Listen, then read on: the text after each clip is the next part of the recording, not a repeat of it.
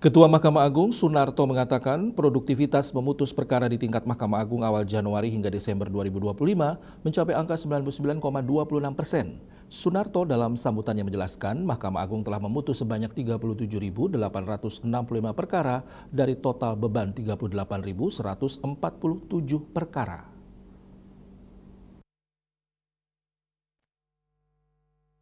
Dalam konferensi pers capaian kinerja Mahkamah Agung tahun 2025 di Jakarta, Ketua Mahkamah Agung Sunarto mengatakan produktivitas memutus perkara di tingkat Mahkamah Agung awal Januari hingga Desember 2025 mencapai angka 99,26%. Sunarto dalam pidatonya menjelaskan Mahkamah Agung telah memutus sebanyak 37.865 perkara dari total beban 38.147 perkara.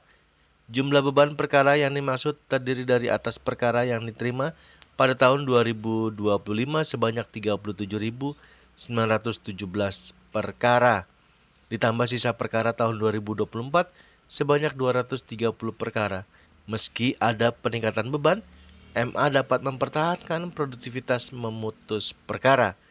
Sunarto kembali mengatakan meningkatnya capaian kinerja Mahkamah Agung dalam penyelesaian perkara tidak dapat dilepaskan dari digitalisasi penanganan kasasi dan peninjauan kembali atau PK sejak 1 Mei 2024. Pengajuan kasasi maupun PK dilakukan secara elektronik.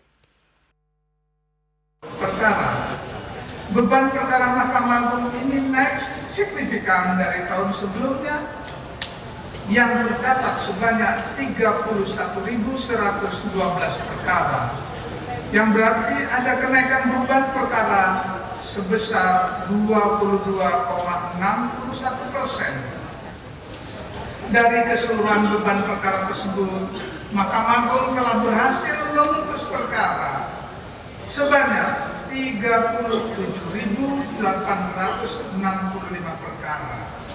Dibandingkan dengan jumlah beban perkara, maka rasio produktivitas memutus perkara tahun 2025 mencapai 99,26%. Dilihat dari sisi jumlah perkara yang diputus, terdapat kenaikan sebesar 22,5%, di mana perkara yang diputus pada tahun 2024 sebanyak 30.908 perkara.